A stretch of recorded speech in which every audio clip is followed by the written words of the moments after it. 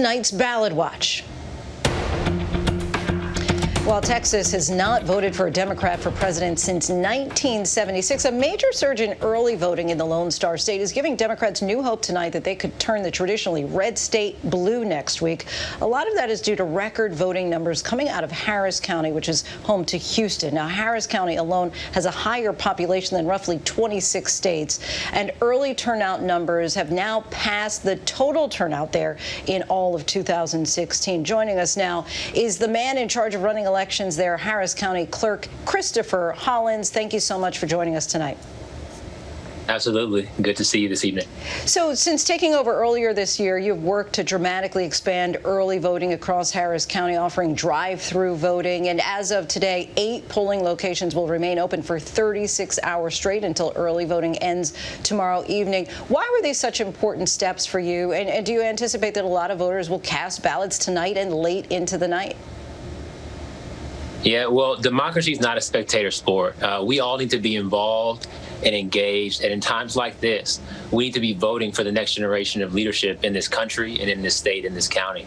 And so it's been my honor to expand voting access here in Harris County to levels never seen before in Texas. And the voters have responded by coming out in droves.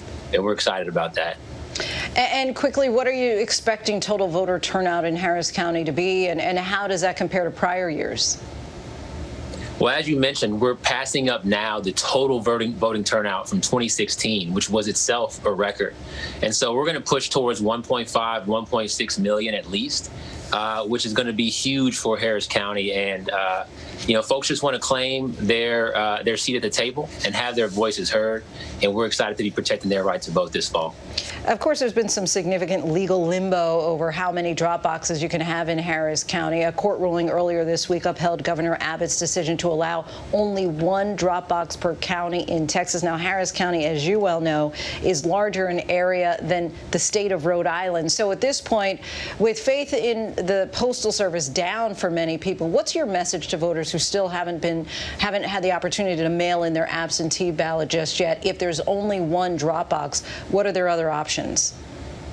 Well, we're now within a week of the election. And so at this point, you're putting your vote at risk if you drop it into a mailbox. And so you need to mail it to us in some special way, like priority mail, UPS or FedEx, or take that drive to our headquarters at NRG Arena to come and deliver your ballot. But on Election Day, we will reopen the 12 drop-off sites for mail ballots. And so we want to give voters every single opportunity to make sure that that vote gets to us and that we count those votes this November.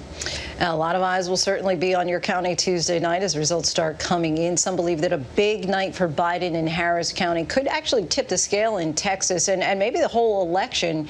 So when do you think that the American public should begin to expect that the majority of the results in Harris County will actually be in? Those results are going to be out on election night. These 1.4 million or so early votes will be reported on election night just after the polls close at 7 p.m. And throughout that night, of course, we'll be updating the results with election day totals. And so it may be a lengthy night, but on election night, Tuesday, November 3rd, we will be sharing the results of the Harris County elections. And lastly, we've been talking with election officials all over the country over the past few weeks, and I've asked each one of them the same question. What's the #1 thing that keeps you up at night with regard to the election? It's what voters care about, safety and long lines. So we're making sure that we're protecting our voters and our election workers at all 800 of our election day voting sites. And we're going to make sure that we move those lines along, provide all of the equipment and other resources necessary to make sure that those voting centers run smoothly and that we ultimately can report those results out as soon as possible on election night. Christopher Hollins, thank you so much for your time. We appreciate it. Have a good evening.